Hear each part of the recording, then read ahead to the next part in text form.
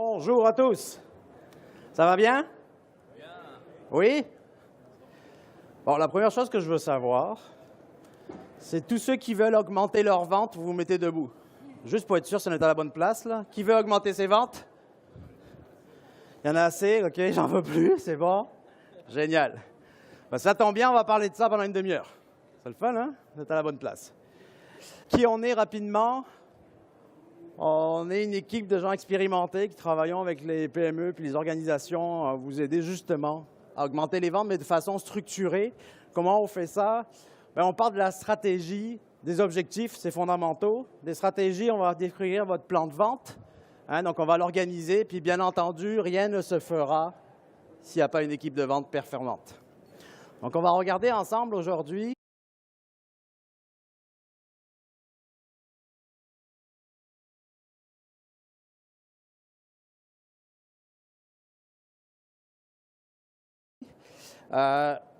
qu'est-ce qui existe dans le monde des ventes? On en est où en 2018? Puis j'aime bien avoir une petite affirmation pour commencer, juste pour se mettre dans le bain. Est-ce que vous êtes d'accord avec ce qui est marqué au tableau? Oui? Non? Qui c'est qui sont d'accord? Levez la main. C'est bon. Chaque année, ça diminue. J'aime ça. Ça veut dire qu'on progresse, puis ça se met en place. C'est fantastique. Donc, en effet, souvent, on s'aperçoit que le département des ventes, c'est le moins bien structuré. Puis, j'ai un petit défaut, j'ai un bac en génie mécanique, là, puis j'ai appris à comprendre pourquoi les choses ne marchent pas. Mais vous savez que dans les ventes, il n'y a pas de diplôme universitaire, il n'y a pas une lettre de noblesse à l'université. Donc on s'aperçoit que ceux qui font des ventes, est-ce que j'ai des directeurs des ventes dans la salle? Des vendeurs? OK. Vous êtes d'accord avec moi que finalement, on a appris par nous-mêmes. On a appris par essai-erreur. Des fois, c'est un peu difficile. Puis des fois, on arrive dans des entreprises qui sont déjà établies, où ça va bien. Donc, on a suivi notre père pour savoir comment il a fait, lui, pour réussir. Mais on était peut-être dans une autre époque. Ce qui est important de savoir, c'est qu'on voit, puis c'est documenté, différents articles, puis nous, on le fait depuis 8 ans, on l'observe, qu'en moyenne, un vendeur perd en efficacité 1,5 jours par semaine. Comment on est capable de déterminer ça? Bien, on s'aperçoit que des fois, il passe du temps sur des clients moins payants ou des projets moins payants. Des fois, il n'est pas optimisé sur son agenda. Son agenda n'est pas optimisé, il n'est pas plein. Hein? On dit qu'en B2B, qui est en B2B ici? Business to business?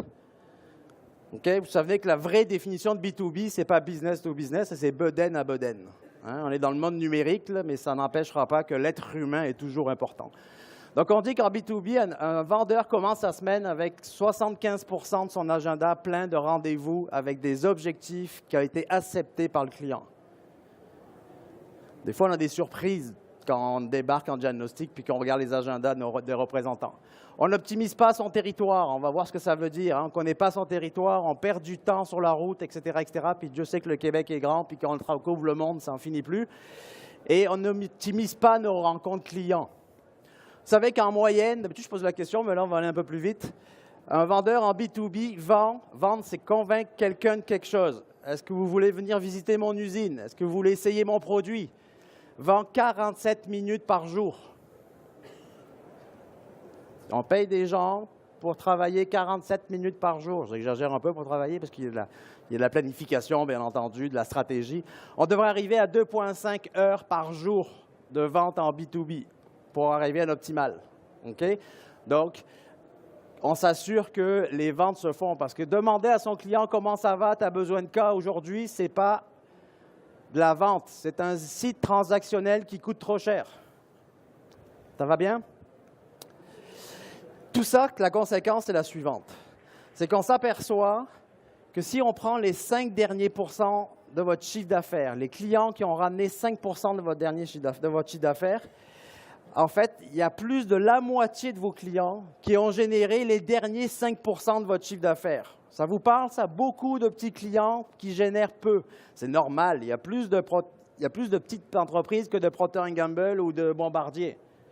Le problème, il n'est pas là. Le problème, c'est qu'on s'aperçoit que les organisations prennent 25% de leur énergie, ressources, temps, argent, auprès de la moitié du portefeuille de clients pour générer les 5 derniers pourcents de votre chiffre d'affaires. Est-ce qu'on est encore à la bonne place? Est-ce que ça vous parle quand je dis ça? Donc, on a des organisations qui font excellemment bien les mauvaises choses. La bonne nouvelle, c'est qu'ils font bien les choses. Maintenant, on va voir comment s'assurer de faire les bonnes choses. Qu'est-ce qui se passe dans le monde des ventes en 2018? Ça, c'est le portrait. Ça va bien? Ben, nos vendeurs ont évolué un petit peu depuis les années 90. Si on regarde les statistiques, ils scoopent en ce moment, jusqu'à 2020, 1 million de postes de vendeurs sur la route aux États-Unis, en B2B. Pour ceux qui prennent des photos, si vous voulez, après, je fais ça exceptionnellement, juste parce que vous avez l'air sympathique. Vous viendrez me voir, puis on vous enverra la présentation avec grand plaisir, parce que c'est important de la diffuser aussi dans votre entreprise. Donc, si on regarde rapidement, le démonstrateur. Okay, ça, c'est vraiment ce qu'on appelle un site web aujourd'hui. Moins 25% de démonstrateurs. Ça, c'est celui qui se promène avec vos catalogues et qui passe de la page 1 à la page 1243 devant son client. Lui, son avenir est un peu difficile. Le preneur de commande. Là, c'est vraiment mon site transactionnel. Là, quand on a des vendeurs qui sont des preneurs de commande, là, vous savez que le vendeur, au niveau de RH, c'est l'individu qui coûte le plus cher dans l'organisation. C'est normal parce que c'est celui dans lequel on investit puis qui ramène la seule ligne qui est en haut. Hein, vous savez que les ventes, nous, on rentre l'oxygène dans l'organisation. On a un comptable ici, c'est même eux qui le disent. Là. On est tellement important qu'ils nous ont mis en haut de la liste. Puis vous savez, ils servent à quoi les autres départements? À manger tout l'argent qu'on a rentré. Puis quand je suis propriétaire de la compagnie, j'espère qu'il en reste en bas. OK, on continue. Mon navigateur, ça, c'est mes abeilles. Ça, c'est la loi du grand nombre. Plus je vois de clients, plus j'espère qu'à un moment donné, je vais avoir de petits clients sans potentiel qui vont nuire à mon compagnie. Hein, parce que je ne fais pas de sélection, puis je vais sur le grand nombre. Puis regardez ce qui se passe. La vente conseil. J'imagine que vous avez déjà entendu parler de la vente conseil. Hein? On en parle depuis 2012, 13, 14, 15. Vraiment, 2015, il y a eu un basculement. Là, on est en croissance. Le monde de la vente a changé. Est-ce que je me suis même posé la question dans mon métier, est-ce qu'on a encore besoin de conseils en vente? Parce que finalement, Internet va tout remplacer. Regardez ce qui se passe sur le site Internet. Vous savez, quand on magasine pour Noël, là, à un moment donné, il y a Bob en bas à droite qui rebondit, qui veut vous parler en permanence. On s'est aperçu que c'est bien beau Internet, là, mais ça prend un humain qui parle à un humain pour prendre une décision, parce que les décisions sont de plus en plus complexes. Bien, Bob, c'est mon conseiller pour le B2C. Bob, c'est celui qui va sur la route, qui va aider le client à prendre la bonne décision. Ça, c'est le monde dans lequel on vit en vente. Hein. En 2011, il y avait à peu près 150 produits technologiques en Amérique du Nord, je ne parle même pas de l'Europe ni de l'Asie, pour aider les entreprises à faire du marketing plus intelligent, générer des leads, soutenir les ventes. En 2018, on est proche de 7000. Ça veut dire que l'année prochaine, on va frapper le 10 000. Vous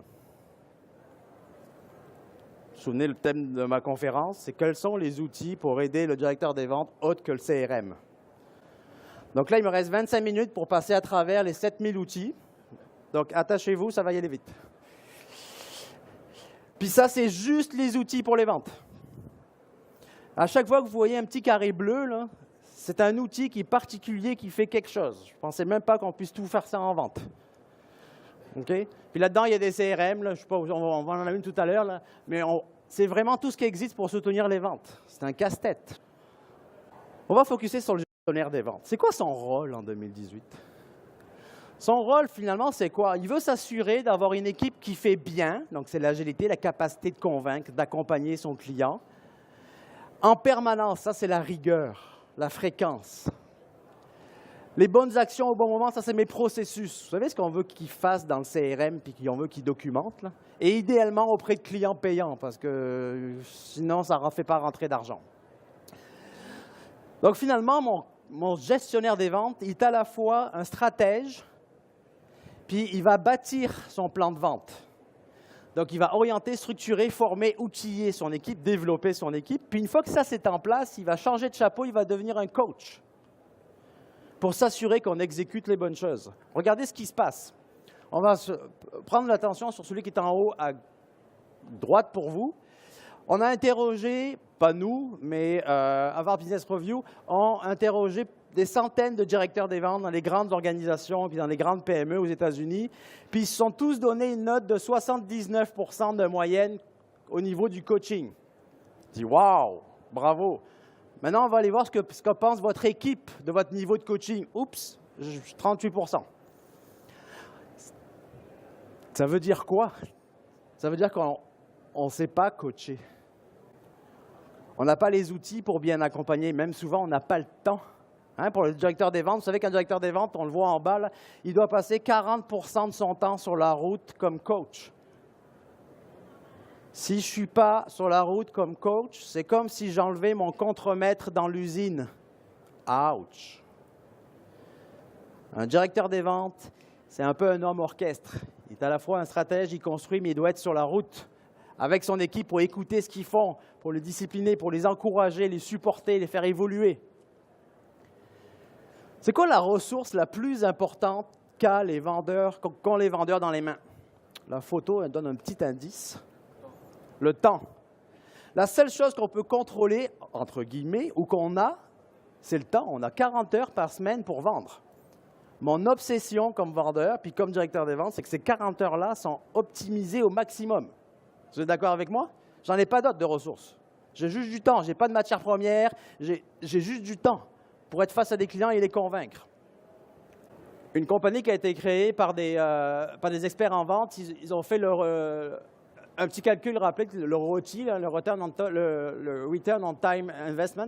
Ils disent pour un vendeur qui va chercher 1 million de chiffre d'affaires par année, qui est efficace 4 jours sur 5, si on est capable de monter son efficacité d'une journée, ben vous savez quoi, avec les calculs qu'ils ont fait, on rajoute 250 000. Je n'ai pas changé de rep, j'ai juste optimisé, je lui ai donné les bons outils. Donc, il passe de 1 million à 250 000, 1 250 000, juste en mettant l'énergie à la bonne place. Si vous avez 5 vendeurs, je vous laisse faire le calcul. Vous avez 10 vendeurs, je vous laisse faire le calcul. Combien d'argent vous laissez sur la table en ne mettant pas l'énergie à la bonne place? Ça veut dire quoi? Ça veut dire pour atteindre mes objectifs, on va parler de comment on construit les objectifs, il faut que je construise ce qu'on appelle, nous, le plan de vente. Le plan de vente, il dit quoi? Par rapport à ce que tu veux atteindre, on va réfléchir, c'est auprès de qui tu vas atteindre ces objectifs-là. Parce que c'est les clients qui génèrent des résultats. Hein? Ce n'est pas la vente de vos produits, c'est eux qui vous payent. Une fois que j'ai compris qui était mon personnage dans chacun des segments de marché, je vais définir comment je vais les approcher, comment je vais le convaincre de venir chez nous, comment je vais le convaincre de rester chez nous, comment je vais le convaincre d'acheter plus chez nous. Ça, c'est des processus, ça se documente. Puis une fois que je sais auprès de qui je vais travailler et comment je vais travailler, là, je vais me poser la question, quel style d'équipe j'ai besoin?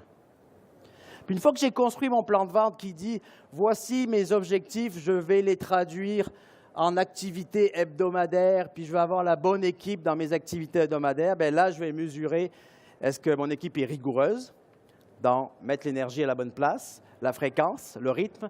Est-ce qu'ils sont formés? Est-ce que ce que je leur ai dit, est-ce que je l'entends? La capacité de convaincre, la capacité de gérer des objections, la capacité de vendre la valeur. Puis, est-ce qu'ils sont agiles dans n'importe quel contexte, selon avec qui je suis face à un ingénieur, à un directeur des ventes, à un directeur d'achat? Est-ce que je suis capable de m'en sortir? C'est ça l'agilité. Okay? Donc, si je mesure ça et que les voyants sont ouverts, il n'y a aucune raison que je n'atteigne pas mes résultats. Donc, finalement, ce qu'on dit, c'est que mon plan de vente, c'est de passer des objectifs en activités hebdomadaires. Puis quand je mets mon chapeau de coach, je m'assure que mes activités hebdomadaires sont respectées. Et là, je vais atteindre mes objectifs. Ça veut dire quoi tout ça avec les outils qu'on a à l'heure actuelle ou qui existent pour nous amener à arriver à performer? La première chose qu'on nous demande, c'est comment on fixe un objectif de vente? 10% par année. Ça, c'est la croissance que je veux. 5%, je ne sais pas. On va regarder ce qui existe, comment ça va se monter. D'abord, mes statistiques de vente, ma performance des actions, ma fréquence, le nombre de visites que je fais, la capacité à transformer des visites en vente. Ça, des CRM font extrêmement bien ça. Mon portefeuille de clients, combien d'argent dort dans mon portefeuille client? Je peux vous le dire, il dort minimum 20% de votre chiffre d'affaires chez vos clients actuels. Pas moi qui le dis, c'est documenté. On l'a vérifié. Mon funnel de prospection, s'il est bien documenté avec les bons pourcentages, ça va avoir un impact sur mon objectif. Je viens additionner ça. Ma performance de l'équipe, l'agilité, la capacité de convaincre, etc. Si je l'ai bien mesuré, ben, je sais que quand il rencontre un prospect, ben, après 3 rencontres, il se transforme en client. Puis je sais que ma cliente moyen me ramène 10 000 par année, ça me prend combien de nouveaux clients? Puis là, on commence à travailler sur s'il a 40 heures par semaine, j'ai 4 vendeurs, il est capable de faire X rencontres par semaine. Et puis s'ils sont bien ciblés, je devrais avoir un chiffre d'affaires qui ressemble à ça. Les CRM documentent bien ça. Puis on a des statistiques. Ça, c'est bon pour alimenter mon objectif. Si je n'ai pas ça, je joue au dé avec mes objectifs. Différents indicateurs qu'on utilise pour monter les objectifs. Comme je vous dis, je vous laisserai la présentation. On va vous l'envoyer, mais il y en a d'autres. Mais c'est vraiment les principaux qui sont faciles à monter si j'ai un bon outil, un CRM. Qui a un CRM dans la salle? Un Customer Relationship Management. Qui a un CRM qui est utilisé à 100%? OK. Qui c'est un CRM où toute mon équipe de vente est disciplinée puis met tout ce qu'ils font dedans? Ah. Pas sûr, hein? On n'est pas sûr. Hein? OK. On continue. Donc, la première chose que je veux faire, c'est que pourquoi je ne remplis pas mon CRM? Ben parce que souvent, le CRM n'est pas en relation avec mes processus. Parce qu'en fait, je ne les connais pas, mes processus, j'improvise. Puis, ils font bien ça, vos équipes de vente. Vous faites bien ça, vous êtes là, vous êtes en compagnie, mais est-ce qu'on optimise? Ça, c'est autre chose. Donc, la première chose, c'est est-ce que je mets mon énergie à la bonne place? Vous êtes d'accord avec moi que d'aller chercher un prospect demande plus d'énergie que de maintenir mes clients fidèles? On est d'accord là-dessus? Donc, théoriquement, si je veux aller chercher 20% de croissance dans mes nouveaux prospects, ça veut peut-être dire que dans mon agenda, j'ai 50% ou 60% de mes activités en prospection. Parce que ça doit prendre 2 fois plus d'énergie minimum d'aller prospecter. Ça va bien? Donc, par la suite, une fois que j'ai compris mes cibles, ben, l'énergie, ça s'appelle un parcours client. Qu'est-ce qui me permet de transformer un lead généré par le marketing en client fidèle? Ben, on va dessiner votre parcours client, puis on va identifier l'ensemble des processus pour le faire. Ça, le CRM ne le fera jamais à votre place. Le CRM va vous dire si vous respectez le processus, mais il ne vous dira jamais quel processus utiliser. Il y a des entreprises, je reviens sur Venturi, qui sont capables, qui vous amènent à qualifier vos clients, à les classer, à définir des activités pour arriver à dire, ben voici l'agenda idéal de Marie qui est à Toronto par rapport à son marché, ses objectifs. On devrait voir tant d'activités en fonction de quelque chose. Puis après, mon CRM va mesurer, est-ce qu'elle le fait ou elle ne le fait pas? Est-ce que je me rapproche d'eux? TerraLine, optimiser mon territoire. Comment faire plus de rencontres avec le moins de comptes de dépenses? Ah, c'est intéressant ça. Bypass, que j'aime bien, c'est un outil qui va fouiller dans l'ensemble des réseaux sociaux et puis qui va recréer l'organigramme de votre prospect. Puis il va vous dire quand c'est qu'il se connecte sur les réseaux sociaux, qui va vous alimenter là-dedans. Et vous comprenez que si je n'ai pas mon persona puis ma cible et que je ne sais pas quoi, vous savez que je regardais tout à l'heure avant de venir, il y a 3,3 milliards d'utilisateurs dans les réseaux sociaux. Donc si vous ne voulez pas saturer Bypass, mettez vos critères qui viennent d'où? De mon persona. Venturi, j'en ai parlé. Aviso, on est dans la prospective en fonction de vos objectifs, de vos ventes, de tout ce qui est funnel de prospection, puis vos statistiques. On est capable de prédire où est-ce que ça s'en vient. Puis j'en ai isolé quelques-uns pour vous montrer. Puis le petit dernier, juste pour vous montrer jusqu'où on va.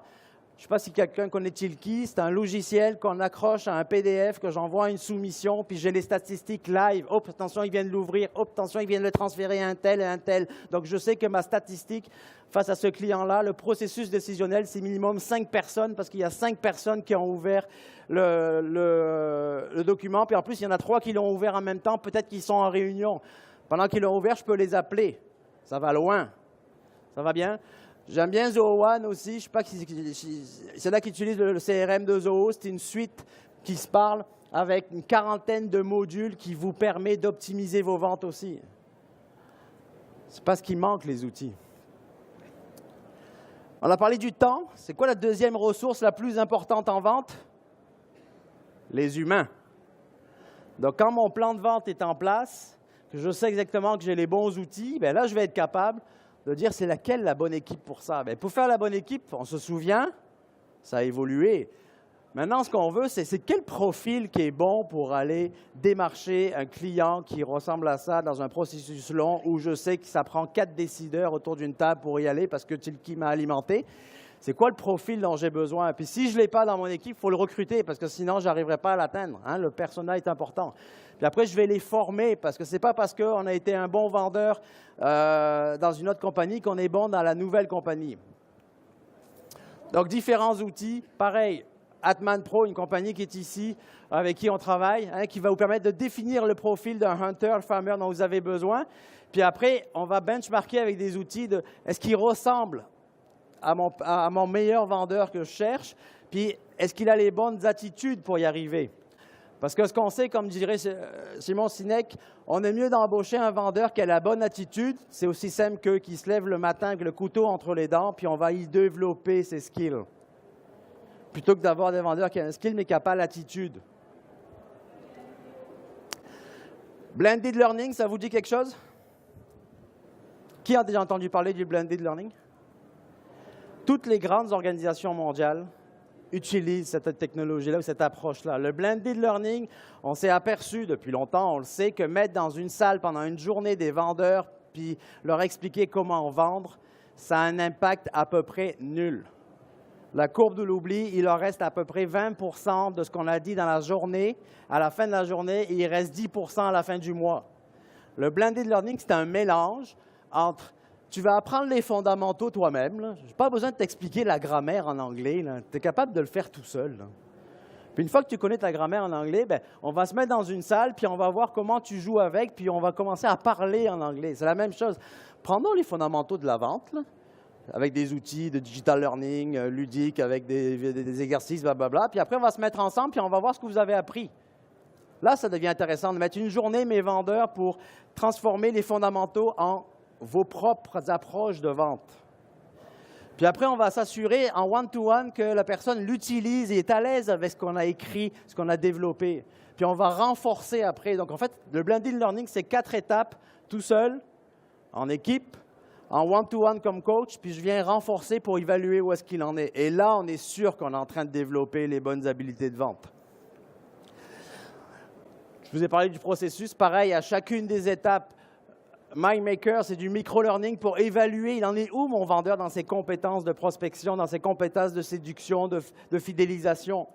Puis en fonction de ça, on va construire un parcours avec du digital learning pour l'individu, parce que chaque individu a des forces différentes. Donc, on devrait s'adapter le programme de formation. Puis après, on va travailler sur d'autres outils, une fois que c'est fait, sur des serious games, par exemple. Hein, ils vont jouer des jeux où ils sont des vendeurs. On va faire du rehearsal, c'est de l'asynchrone. Je vais vérifier par des vidéos, est-ce qu'il est capable de présenter ma compagnie de la bonne façon. Du Q-Stream pour renforcer. Adaptive Learning, le dernier qui est en train de prendre beaucoup d'expansion dans les grandes organisations. C'est un module de l'apprentissage qui va s'adapter au rythme et à la performance de celui qui est en face. Le directeur des ventes, nous on l'utilise beaucoup pour le directeur des ventes, quand il va se connecter en fonction de son expérience, le système va accélérer ou ralentir par rapport à qu'est-ce qu'il mesure? Le temps de réponse, la véracité de la réponse, puis est-ce qu'il est confiant avec sa réponse? Puis au fur et à mesure, si on se met tous dessus ensemble, il n'y en a aucun d'entre nous qui va passer le même parcours parce que le système va s'adapter à l'individu. Hein, ceux qui ont fait de la vente et de la formation, là, on en a pas marre d'avoir des formations sur l'art du questionnement, la question ouverte, la question fermée. Peux-tu passer à autre chose? Là? Ben, le système va dire, OK, tu maîtrises ça, là, on passe à autre chose. Es-tu capable maintenant de parler de la valeur ajoutée? Oups, là non, le système va ralentir. Ça, c'est de l'adaptive learning. Les grandes organisations sont avec ça. Puis ce qui est le fun, c'est que maintenant, avec tous ces outils-là, ils sont accessibles à tout le monde. Le serious game, on est vraiment dans un jeu. Je joue le vendeur, je peux perdre la vente, je peux gagner la vente, puis je peux gagner la vente en perdant de l'argent sur ma rentabilité. Extraordinaire. On est vraiment dans le ludique, surtout quand on a des vendeurs de nouvelle génération. Tout ça, ça ne peut qu'exister et avoir une valeur si je documente les bonnes pratiques qu'on génère, hein, le playbook. Combien de fois je rentre dans les organisations où le playbook n'existe pas? Je suis capable d'avoir tout mon processus de comptabilité, de RH, de production, mais pas de vente. Ce qui fait qu'à chaque fois que je change de vendeur, je change de façon de vendre. Alors qu'on les a formés. Donc, on va documenter ce qu'on a. Eh oui, John, si tu avais su qu'il y avait un playbook, tu aurais peut-être eu une vie plus facile dans tes expériences. Hein? Puis, bien entendu, exécuter, mesurer. Mesurer, fantastique les CRM pour ça, mais mesurer la capacité du vendeur sur la route à convaincre. Le CRM ne fait pas ça. Quel outil tu vas avoir besoin pour le faire?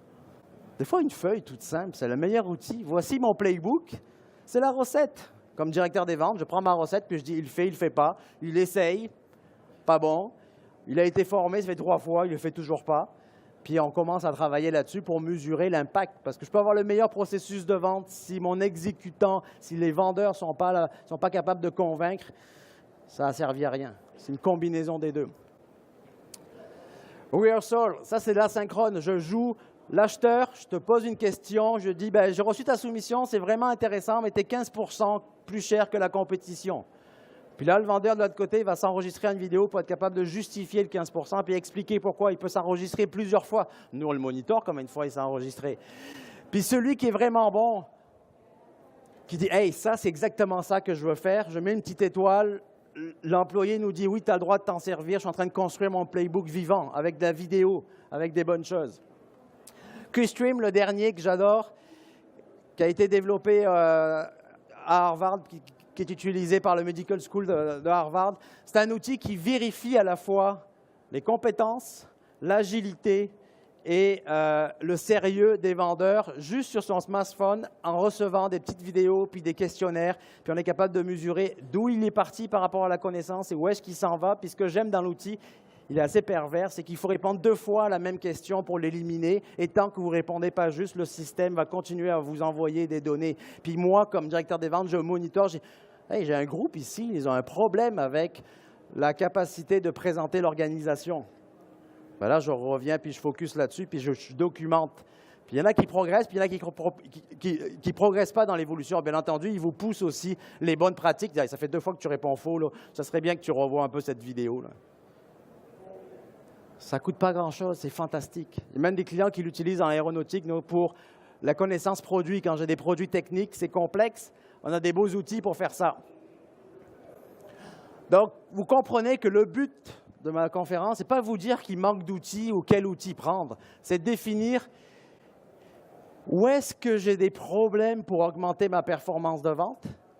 Je vais trouver l'outil on va faire une recherche, mais finalement, si mon plan de vente n'est pas clair, si mes objectifs ne sont pas clairs, je vous promets qu'il n'y a aucun outil sur la planète qui va vous aider à améliorer votre situation.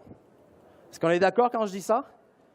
Pour ceux qui ont des CRM, la complexité, puis des fois, le CRM, ça fait juste que ralentir nos ventes, puis on a des vendeurs qui disent « Hey, j'ai l'impression d'être une secrétaire plutôt qu'un vendeur. » Okay? Parce que mon plan n'est pas clair. Oui, John, je sais, tu as eu une dure année. Tu es à 98% de tes objectifs.